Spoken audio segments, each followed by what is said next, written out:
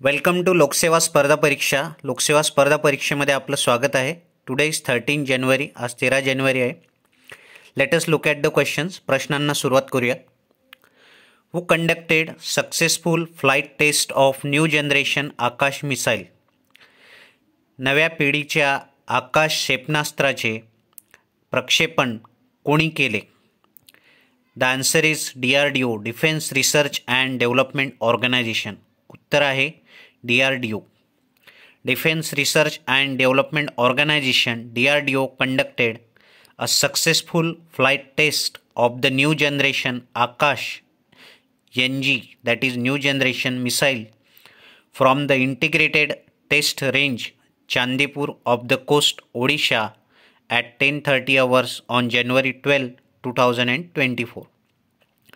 12 जानेवारी 2024ला ओडिशातील चांदीपूरच्या किनाऱ्यावर आकाश या नवीन पिढीच्या क्षेपणास्त्राची DRDOकडून चाचणी घेण्यात आली आणि ही चाचणी यशस्वी ठरली आहे.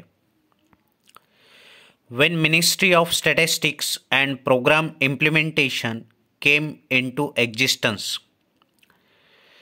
मिनिस्ट्री ऑफ स्टॅटिस्टिक्स आणि प्रोग्राम इम्प्लिमेंटेशन कोणत्या वर्षी अस्तित्वात आले?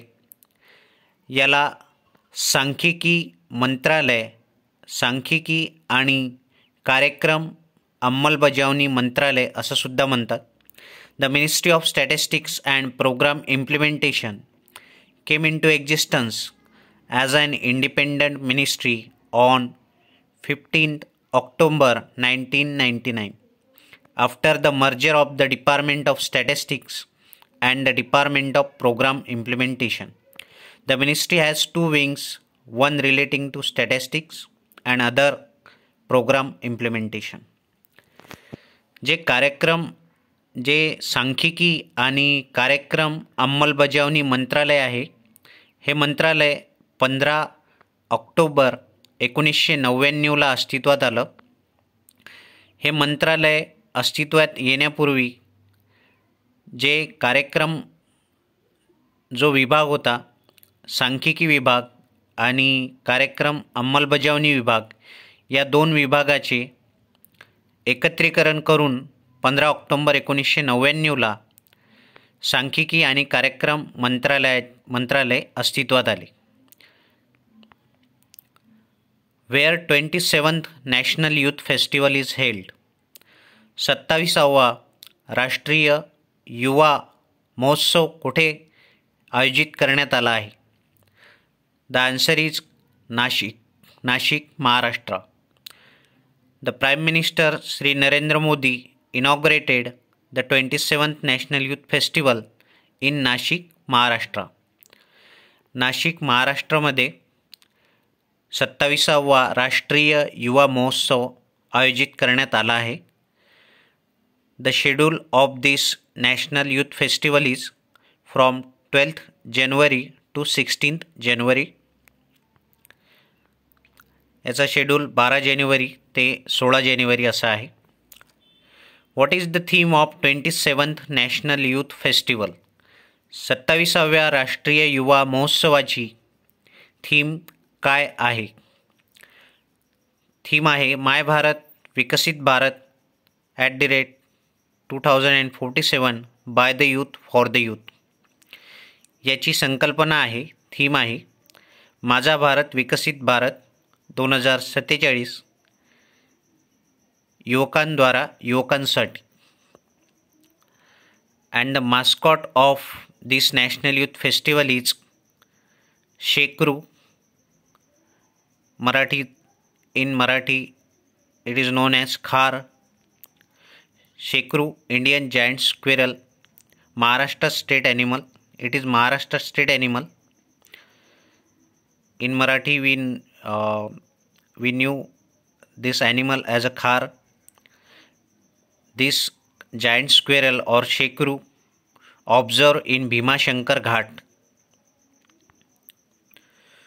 Who has taken 151 wickets in T20 international cricket?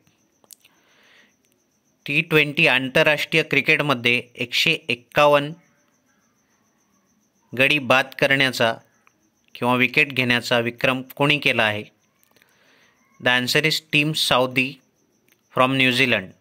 Team Southee या न्यूझीलंडच्या खेळाडूने अलीकडेच T20 आंतरराष्ट्रीय क्रिकेटमध्ये 151 विकेट घेतल्या आहेत. सध्या पाकिस्तान आणि न्यूझीलंड यांची T20 मॅचेस सुरू आहेत. यामध्ये त्याने हा विक्रम केला. आता बघूया टॉप 5 T20 विकेट्स घेणारे प्लेयर. नाव let us look at the top 5 T20 wicket takers. Number 1 is Tim Southee 151 New Zealand. Second 140 Shakib Al Hasan Bangladesh. Third Rashid Khan from Afghanistan 130. Fourth Ish Sodhi from New Zealand 127. Fifth Lasith Malinga 107 from Sri Lanka. Prabha Atre, who passed away on 13 January 2024, is associated with which field? Prabha Atre ज्यांचे 13 जानेवारी 2024ला निधन झाले त्या कुठल्या क्षेत्राशी संबंधित होत्या? शी is Hindustani classical singer. त्या हिंदुस्थानी शास्त्रीय संगीतकार गायक होत्या. शी इज फ्रॉम किराणा घराणा. त्या किराणा घराण्यातील होत्या. Prabha Atre also received Padma Vibhushan in 2022. He also received Padma Shri in 1990, Padma Bhushan in 2002 and Sangeet Natak Academy Award in 1991. Last year, President Ramnath Kovind given Padma Vibhushan to Dr. Prabha Atre. She is from art background. She is a Hindustani classical singer. त्या हिंदुस्थानी शास्त्रीय संगीताच्या गायक होत्या आणि त्यांना गेल्या वर्षी 2022ला राष्ट्रपती रामनाथ कोविंद यांच्या हस्ते पद्मविभूषण देण्यात आला. त्याशिवाय त्यांना 1990मध्ये पद्मश्री, 2002मध्ये पद्मभूषण आणि 1991मध्ये संगीत नाटक अकादमी पुरस्कारसुद्धा मिळालेला आहे. थँक्यू.